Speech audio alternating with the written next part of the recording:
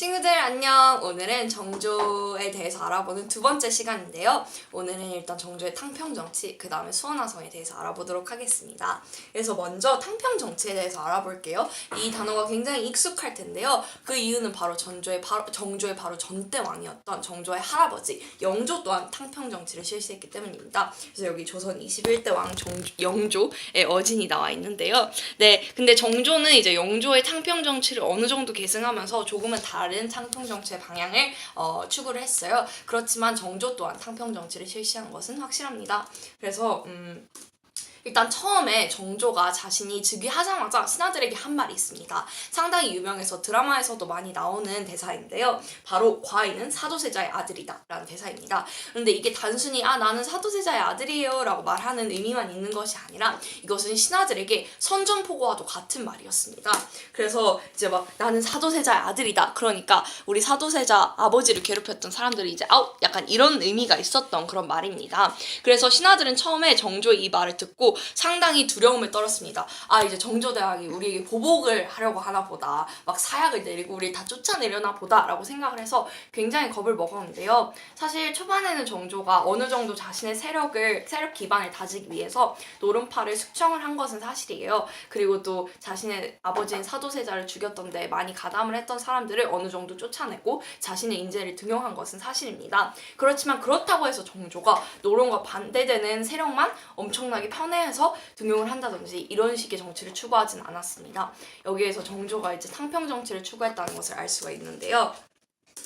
정조는 일단 이것은 탕평 정치라고 보기에 좋은 그 예시라고 할 수가 있는데, 남인이었던 최재공을 우의정으로 임명을 했습니다. 이 최재공이라는 사람을 정조를 어렸을 적부터 굉장히 많이 도와주던 그런 관리예요.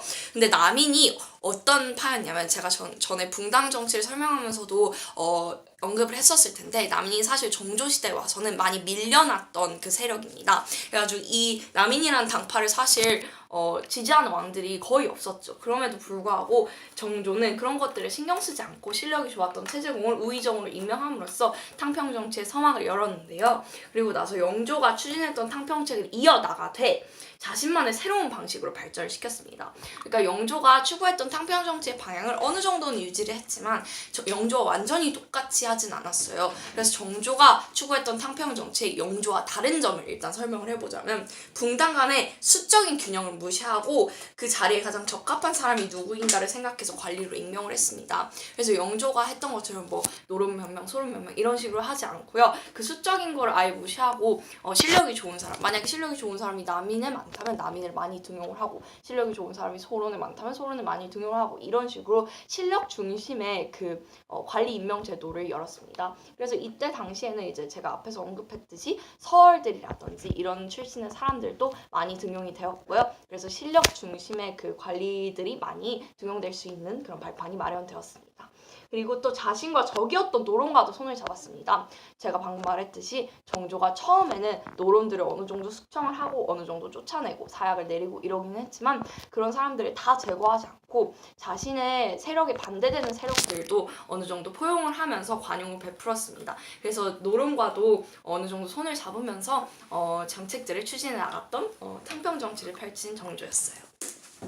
그리고 이제 정조의 가장 큰 업적 중에 하나라고 할 수 있는 수원화성 건설에 대해서 알아볼 건데요. 우리 친구들 중에서도 수원에 있는 화성에 가본 적이 있을 거예요. 저도 실제로 고향이 수원이라서 화성에 여러 번 가봤는데요. 네. 그래서 정조 같은 경우에는 이제 장용영을 통해서 군사적 기반은 일단 어느 정도 마련을 했잖아요. 그렇지만 이 당시에는 지역적 기반이 굉장히 중요하던 시대였습니다. 그래서 정조도 지역적 기반을 마련할 필요성을 알게 되었죠. 그래서 이제 이렇게 생긴 수원화성을 건설을 했는데요. 여기 보이는 것이 바로 화성 성정도입니다. 그 수원화성이 어떻게 생겼는지를 보여주고 있어요. 산들도 많고 굉장히 넓게 그린 그림이라고 할 수가 있겠습니다. 그래서 이 수원화성 같은 경우에는 실제로 유네스코 세계문화유산으로 지정이 됐을 정도로 상당히 그 문화적 가치가 높은 건축물이라고 할 수가 있어요. 그리고 또 이 정도의 규모의 성을 지으려면은 그 당시 조선시대에는 10년 정도의 시간이 걸렸는데요.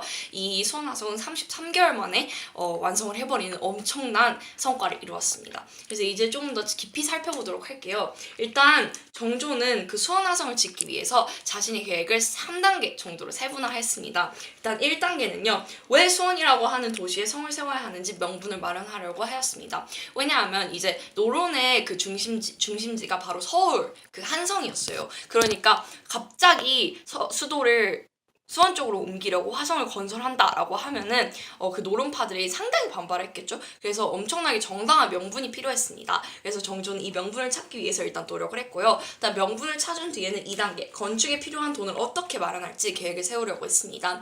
일단 아무리 계획을 잘 세웠더라고 하더라도 실질적으로 돈이 없으면은 제대로 화성을 건설할 수가 없잖아요. 그래서 어떻게 이 막대한 돈을 마련할지도 생각을 해보았고요. 그 다음에 3단계는 이제 실제로 건축하기가 되겠습니다. 그래서 일단 정조는 1단계인 명분 마련하기 위해서 사도세자묘 2장을 명분으로 하였습니다. 조선시대는 유교사회라서 효라는 덕목을 상당히 중요하게 생각을 했잖아요. 그래서 이 아버지에게 효도를 한다라는 이런 명분을 신하들이 감히 거역을 할 수가 없었습니다. 그래서 상당히 좋은 명분이 되었고요. 그 다음에 두 번째로 경강상인이라는 약간 지금으로 말했을 때 재벌처럼 돈이 많은 사람들과 손을 잡아가지고 이 그 수원화성 건설에 필요한 돈을 마련을 했습니다. 이렇게 자금을 마련을 했고요. 그래서 자금을 마련한 다음에 3단계 최신식 기계 거중기를 도입해가지고 10년 정도 걸려야 했을 수원화성을 단 33개월 만에 완성을 하는 엄청난 업적을 이루게 됩니다. 그래가지고 이 수원화성을 건설하고 나서 정조는 자신의 아버지를 묘를 둘러보기도 하면서 자신의 아버지의 묘의 이름을 현룡원으로 바꾸기도 했고요. 또 사도세자의 이름도 바꾸면서 자신의 아버지에 대한 효를 다 하려고 노력을 한 엄청난 왕입니다. 네, 그래서 여기까지가 수원화성 건설에 관한 말이었습니다. 그래서 조선의 개혁군주 정조대왕, 이게 바로 정조대왕의 어진인데요. 정조대왕이 상당히 완벽한 왕으로 조선시대 왕 중에 알려져 있는 왕입니다. 그래서 지금까지 조선시대 정조의 업적 4가지를 크게 살펴보았는데요. 이거 말고도 상당히 많이 있으니까 우리 친구들이 관심이 있다면 많이 찾아봤으면 좋겠어요. 네, 감사합니다.